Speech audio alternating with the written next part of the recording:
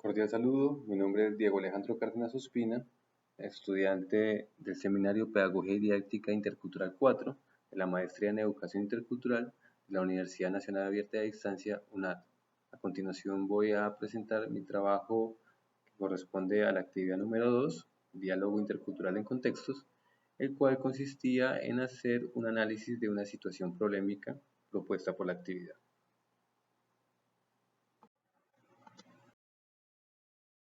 Para iniciar, pues voy a hacer un marco introductorio y quiero citar a la profesora Catherine Walsh, ya que nos permite como introducirnos a esta pregunta que nos sugiere la actividad, y dice así: la construcción de sociedades interculturales sustentadas en la riqueza de la diversidad, el respeto mutuo y la igualdad es un requerimiento para la supervivencia pacífica y el desarrollo futuro de la humanidad.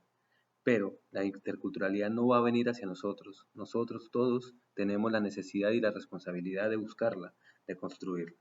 Pues evidentemente esta cita nos sugiere de que el desarrollo del mundo, su evolución, este contexto histórico, bueno, lleva inevitablemente hacia una humanidad intercultural, ¿sí? Pero esa interculturalidad no viene, digamos, desde el poder o de las instancias del poder, sino viene desde las bases, desde la humanidad, desde quienes sufrimos, digamos, un poco de la exclusión, de la violencia que impone el modelo hegemónico occidental, que es de carácter pues colonial, capitalista, neoliberal.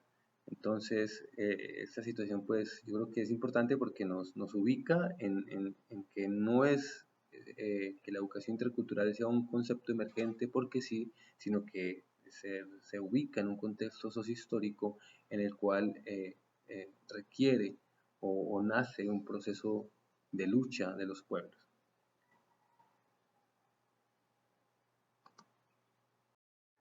El planteamiento del contexto problemático es el siguiente: en la última década, la educación a grupos sociales y culturalmente diversos han venido cambiando, pero estos cambios se enfrentan al reto de fortalecer los procesos educativos propios, ancestrales, con enfoques diferencial, interculturales, rurales, con enfoque de género, en el contexto de las migraciones, entre otras. Todo esto es de suponer que se deben vincular diferentes miradas o enfoques pedagógicos para desde luego conseguir los ideales que serían fundamentales para una educación intercultural.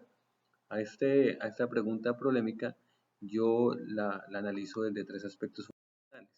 Uno, pues, es el fundamento histórico, que tiene que ver con ubicar la emergencia de la educación intercultural en el marco, digamos, de la lucha del movimiento indígena, que se comienza a desarrollar, digamos, desde los 60, 70 acá en Colombia, pero que, digamos, desde allí nace este ejercicio de pensarnos la interculturalidad y en el marco, pues, de la educación. Otro es el análisis político, o sea, ¿por qué nace? ¿Sí? Y evidentemente nace de estos sectores poblacionales, digamos, subalternos, y con miras a transformar ese poder global, hegemónico y también que es local, nacional.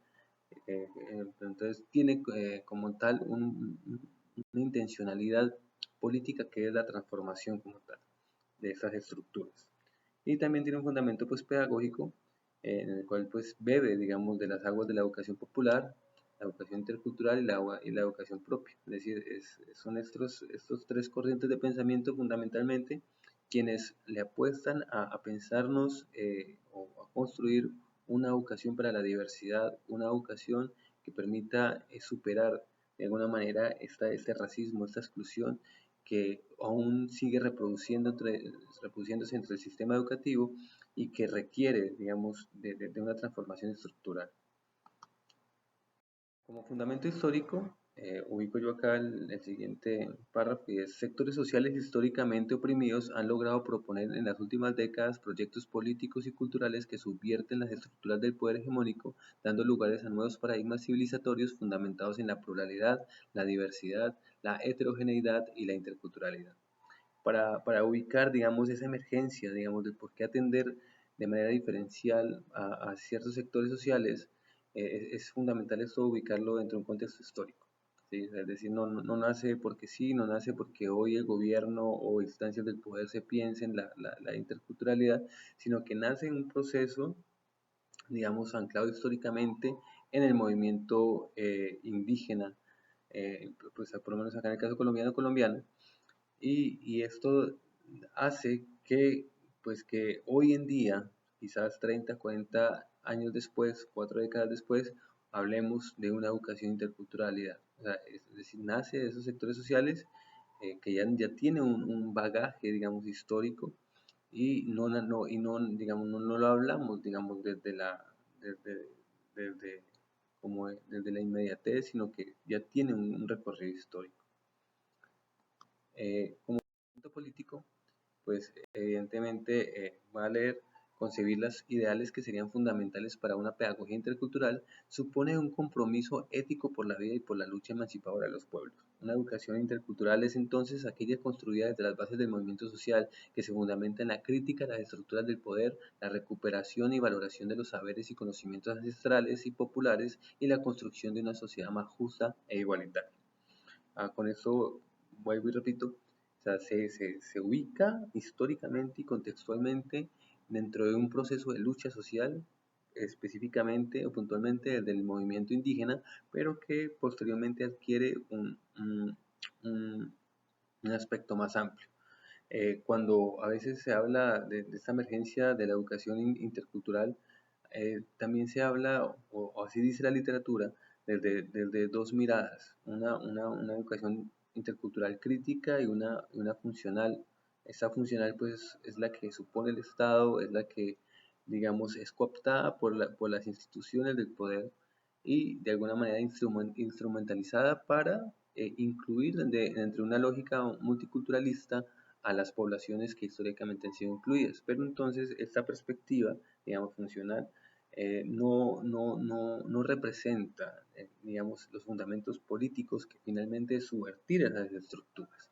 Entonces, el fundamento político real de la educación intercultural se da en un marco de lucha y busca la emancipación de los pueblos y la transformación de la estructura del poder hegemónico que digamos, en sus características es un sistema que es moderno, digamos, se da dentro del marco de la modernidad, que es capitalista, que es neoliberal, que es patriarcal, que es eurocéntrico y por cuanto, digamos, busca subvertir esa estructura colonial, que también viene desde una época colonial.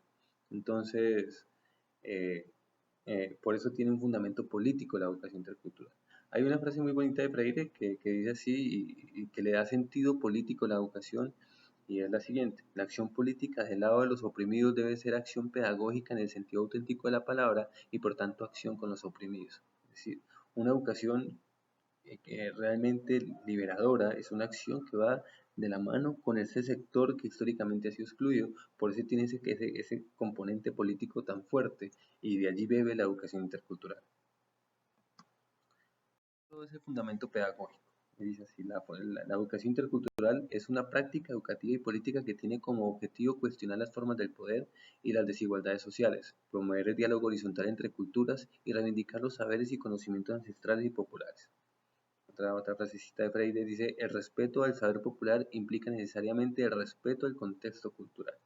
Es decir, cuando nace este concepto de interculturalidad, emerge a partir de una intencionalidad o de una necesidad también educativa por parte de los pueblos. Es decir, la interculturalidad nace inicialmente muy relacionado con la educación, pero transciende a ser un proyecto político. Y como nace desde pensado desde la educación, pues tiene también asimismo un fundamento pedagógico y que tiene que ver con reivindicar esos saberes y conocimientos ancestrales y populares que la escuela siempre ha tenido olvidado, ¿sí? Nunca, que siempre ha sido invisibilizado, ese conocimiento que es propio de nosotros, que es propio de estos territorios, pero que no tienen, digamos, la validez científica como lo tiene pues el conocimiento occidental.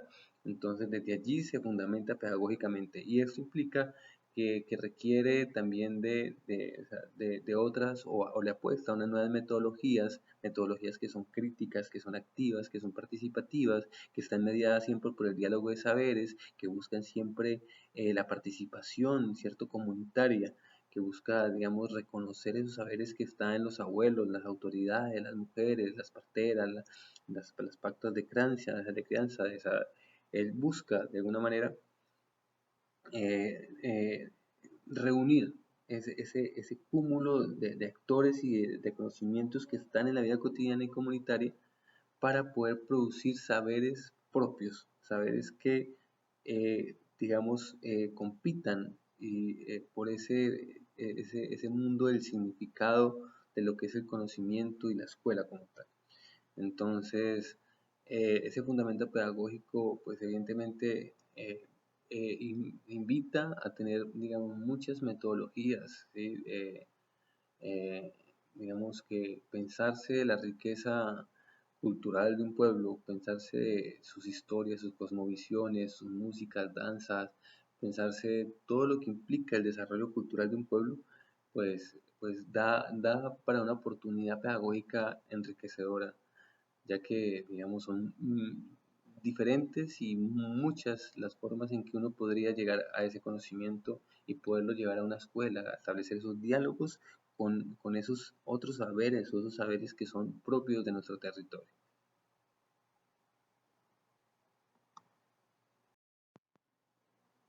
La actividad propuesta también sugería tres preguntas. La primera es, ¿cuál es el reto de la pedagogía en estos contextos tan diversos y demandantes de una educación intercultural pertinente y de calidad? Para mí, digamos, la respuesta sería transformar las prácticas de enseñanza y aprendizaje heredadas de la escuela tradicional, lo que implica la capacidad de conocer e integrar a los procesos educativos las múltiples epistemologías y formas de comprensión del mundo de las culturas ancestrales, involucrar a los diferentes actores sociales o comunitarios a las prácticas educativas, flexibilizar el currículo desde una visión holística que integre los conocimientos populares y científicos, implementar metodologías propias de enseñanza en el cual se incluyan los espacios tradicionales y cotidianos como lo son los huertos, el territorio y los sitios de pensamiento o casas ancestrales, entre otros. Los retos en conclusión, que tiene la pedagogía es poder coger todo ese mundo cosmogónico, toda esa otra cultura que aún no conocemos o que nos cuesta reconocer y conocer y poderlas integrar en los procesos educativos. Para ello, pues requiere evidentemente unas transformaciones en el ámbito de lo pedagógico, ¿sí? que invita a pensarse unas nuevas metodologías, ¿sí? A pensarse metodologías que tienen que ver con la participación activa de diferentes actores, que tiene que ver con la utilización de otros espacios que no son, digamos, diseñados dentro del ejercicio escolar como el aula, sino espacios que tienen que ver con el territorio, las huertas, las malocas, los sitios de pensamiento, donde allí se recrea y se conoce la cultura. Es decir, este bagaje cultural es lo que requerimos que se introduzca o es el, el, el reto que tiene la pedagogía de que se logre introducir dentro del escenario escolar. Otra pregunta que dice así, son cuáles son las comprensiones, conocimientos e interpretaciones frente a las pedagogías emergentes o las pedagogías del siglo XXI, cuáles son esas pedagogías, se pueden explicitar y definir. Pues como lo mencionaba anteriormente, entre las pedagogías más relevantes y que tienen origen latinoamericano encontramos la educación popular, las pedagogías decoloniales, la educación intercultural y la educación propia de los pueblos indígenas. Estas corrientes tienen en común el horizonte político que los fundamenta, la transformación de la estructura del poder hegemónico mundial. Sus principios pedagógicos más importantes son el reconocimiento e inclusión de los saberes populares y ancestrales, prácticas contextualizadas que involucran los significados locales y culturales, la dialogicidad entre la teoría y la práctica, el diálogo de saberes como eje dinamizador, la definición del conocimiento como construcción social, relaciones horizontales entre el educador y el educando, y metodologías activas y participativas.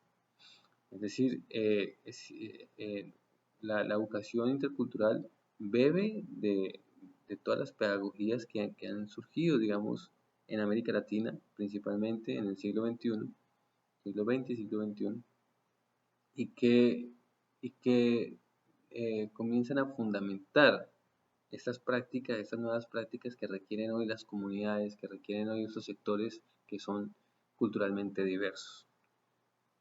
Otra pregunta es necesario pensar en nuevos planteamientos o procesos pedagógicos teniendo como referente a estas pedagogías, ¿por qué y cuáles serían esos planteamientos? Evidentemente, o sea, la pedagogía bebe o hereda, digamos, del desarrollo intelectual, epistemológico, ¿sí? Del conocimiento que se viene dando en la historia, pues, de la educación. Entonces, llegamos a este momento de hoy Y la educación intercultural no nace sola, nace, digamos, de un conocimiento histórico que se teje alrededor de la educación y que tiene que ver con lo que se desarrolló, por ejemplo, la educación popular en la década de los 60, 70, lo que viene desarrollando también las pedagogías decoloniales y demás. Es decir, se ancla a este mundo, a esta corriente de pensamiento que es una corriente crítica, que también incluso se fundamenta del pensamiento crítico de la escuela de Frankfurt en Europa, pero que aquí logra tener como un carácter más reivindicativo, ya que somos, digamos, los que hemos sufrido históricamente del abuso, de la colonización, de esas formas de colonialismo que se desarrolló y que se siguen perpetuando hasta hoy. Entonces, claramente sí bebe de todo ello y, digamos, ¿cuáles serían esos planteamientos que orientarían esa educación intercultural? Pues a mi parecer sería que la educación intercultural pues, debería concebirse como una respuesta a las necesidades sociales del país, especialmente de los pueblos y las culturas ancestrales. Otra es que provoque una transformación pedagógica e incluso estructural de la escuela, en el que sea posible resignificar los tiempos, los espacios y la forma en que se produce la educación. Otra es una educación que promueva la emancipación de aquellas epistemologías otras que aún no han sido que aún son producidas por los sectores populares y los pueblos ancestrales y que deben ser parte del contenido curricular. La otra es un enfoque que desarrolle metodologías participativas y activas que promueven el pensamiento crítico y fomenten el desarrollo de habilidades comunicativas y democráticas. La otra es el instrumento para la construcción de políticas educativas que propendan por la formación de una sociedad justa, respetuosa de la diversidad social y cultural y comprometida con el medio ambiente. Digamos, esos son unos principios, unos planteamientos que deberían guiar las prácticas de la educación intercultural, ¿sí? Y que son, que son también, digamos, que fueron producidas por corrientes de pensamiento anteriores a esta, pero que adquiere una total relevancia para abordar la interculturalidad. Finalmente, la educación intercultural es una forma de descolonizar la mente, de cuestionar las formas de pensar y de enseñar que han sido impuestas por el colonialismo y el eurocentrismo y que han visibilizado y subordinado otros saberes y formas de conocimiento. Esto es una cita de la profesora Walsh 2009 y lo que finalmente nos invita es a que esta educación intercultural es una educación que contesta, es contestataria al sistema del poder y por cuanto invita a pensarnos otras formas de entender nuestras realidades de aquí, locales, latinoamericanas, colombianas, y pensarlo desde esas lógicas del poder, ¿no? O sea, cómo se viene dando una colonización, digamos, que empieza desde la conquista de América, pero que hoy en día o sea, es un ejercicio colonial, ¿no? Que invade todos los espacios de nuestra vida, el conocimiento, la escuela, la forma de producirse el conocimiento, la forma incluso de gobernar, de la economía y demás. Entonces, a esa es la invitación desde ese pensamiento de colonia. Conclusión, es imprescindible para la humanidad avanzar en la construcción de una educación liberadora que se permita no solo transformar las formas en que se produce el conocimiento y la educación, sino que transformar las estructuras del poder que condicionan la vida humana a estados de inexistencia y deshumanización. Hablar hoy de enfoques educativos diferenciales e interculturales es hablar de la posibilidad de construir un mundo mejor en el que primen los valores de la hermandad, el respeto a la diversidad y el amor hacia nosotros en comunión con la tierra. Es decir, como lo citaba inicialmente, inevitablemente vamos hacia un mundo intercultural. La interculturalidad se erige como principio fundamental de esta sociedad contemporánea. Entonces, pues debemos de buscar esas formas, ¿cierto?, de poder hacerla, como dice Catherine Walsh. Entonces, mm, para mí, pues considero que muy pertinente pues el ejercicio y creo que toca anclarlo siempre desde ese ámbito histórico y desde ese fundamento político que tiene la educación intercultural, porque si no, pues tiende a perderse su, digamos, su intencionalidad o sea, sí, reivindicativa que tiene, con la que nace. Hablar de interculturalidad sin mencionar la lucha, considero que no es adecuado, creo que siempre debe anclarse a ese proceso reivindicativo de los pueblos porque la educación intercultural debe responder a los pueblos, no tanto a una política de Estado en educación, sino más a las necesidades que tienen las comunidades. Entonces, esa es mi presentación. Muchas gracias por escucharme. Que tengan una feliz tarde, feliz día. Muchas gracias. Estas son las referencias bibliográficas: Freire, Giroux, Guerrero, el perfil del CEIP, del Sistema Educativo Indígena Propio, y de la profesora Catherine Walsh. Muchas gracias. Hasta luego.